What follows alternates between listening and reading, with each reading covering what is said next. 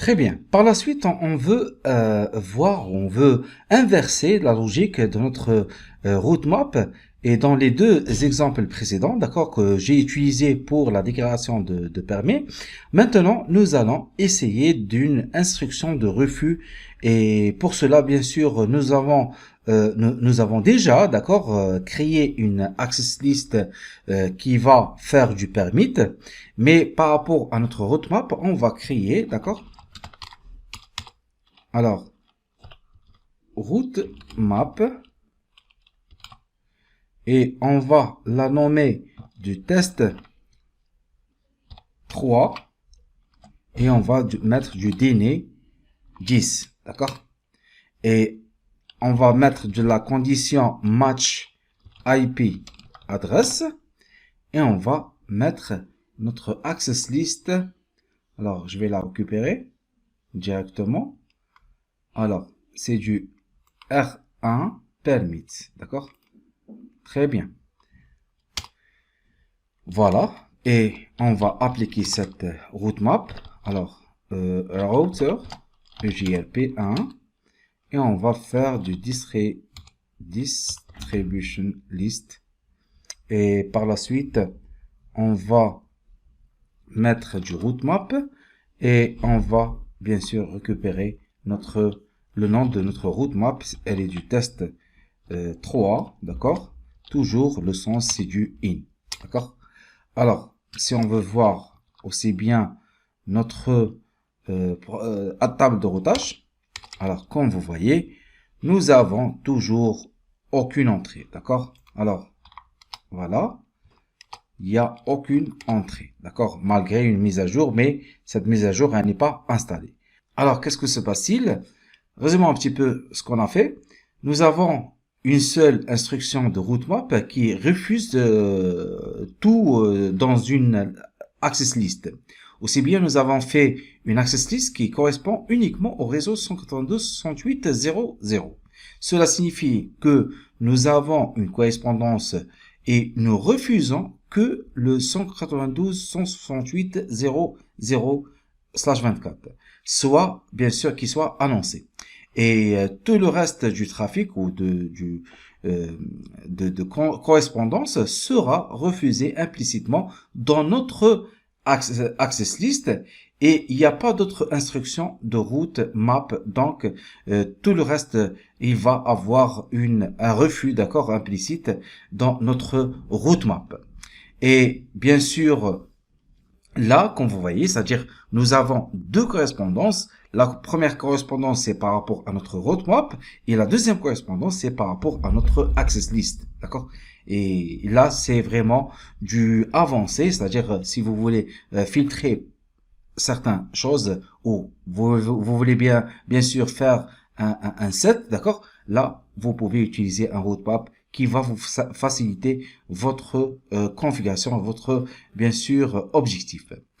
Là aussi bien, je vais résoudre ce problème de mise à jour, et je dois ajouter une déclaration de route map supplémentaire, et par la suite, on va faire d'une autre séquence, d'accord, qui est conf. Bon, je vais faire une route map, d'accord, route map.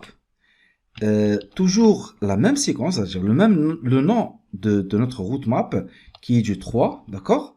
Mais on va faire du permit, mais là, on va mettre du 20. Puisque là, auparavant, on a créé que du 10, d'accord? La première, elle est de déni. La deuxième, on va la créer du permit 20, d'accord?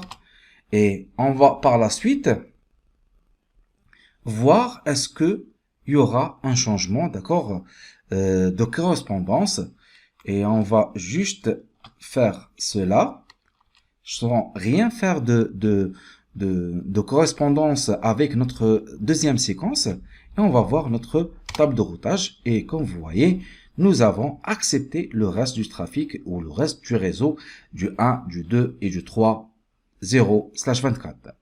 Et pour conclure cet exemple, la première instruction, routemap refuse le réseau 192.168.0.0/24 et la deuxième va déclarer, on va faire une déclaration de routemap qui va permettre tout le reste. Là, on va créer une autre access list qui va faire du DNS. Et dans cet exemple, on va confondre généralement, bien sûr, à certains bien sûr exécutions, d'accord, qu'on va faire, et je vais utiliser une liste d'accès avec une instruction de refus, d'accord. Pour cela, bien sûr, je vais conf t, et pour cela, je vais utiliser mon access list R1 L0 DINI, d'accord. Alors do show IP access list, d'accord. Alors, comme vous voyez, je vais utiliser cette access list, d'accord? Parce que j'ai déjà utilisé. Alors, je vais juste la mettre en place avec notre routemap, d'accord? Avec notre route map. Je vais faire test 4, d'accord? Je vais créer une autre. DINI 10 et je vais faire match adresse. Match IP address, d'accord, et je vais faire cette access list du DINI, voilà,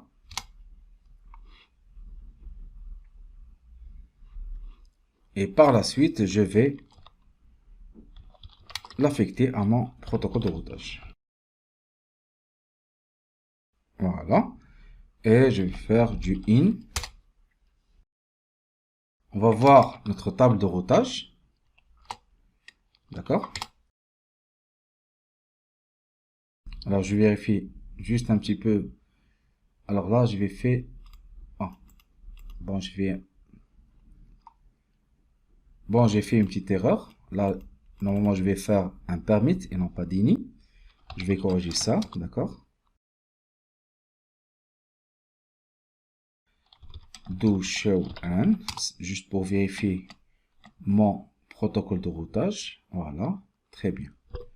Alors normalement, je vais avoir... Très bien.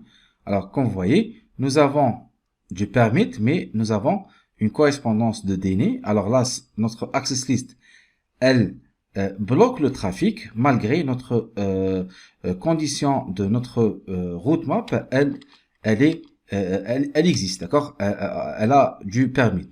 Alors, je vais juste rajouter mon permit 20, d'accord. Très bien. Et je vais voir. Voilà, je vais voir ma table de routage. Très bien. Alors là, qu'est-ce qu'il a fait? Réellement, il a exécuté notre correspondance de la deuxième séquence de notre routemap. D'accord? Très bien. Excellent. Alors là, on a appris comment configurer une routemap et bien sûr comment manipuler les sens ou l'utilisation des access lists, d'accord. On est en train de combiner afin d'avoir bien sûr un résultat suivant bien sûr notre objectif de filtrage et de correspondance. Alors, je vous remercie pour votre attention et je vous donne rendez-vous pour le même lab, mais là on va faire du set, c'est-à-dire pour déclencher des actions, c'est-à-dire on va voir comment faire de la correspondance qu'on a déjà bien sûr appris, et par la suite on va déclencher une action avec la commande de set.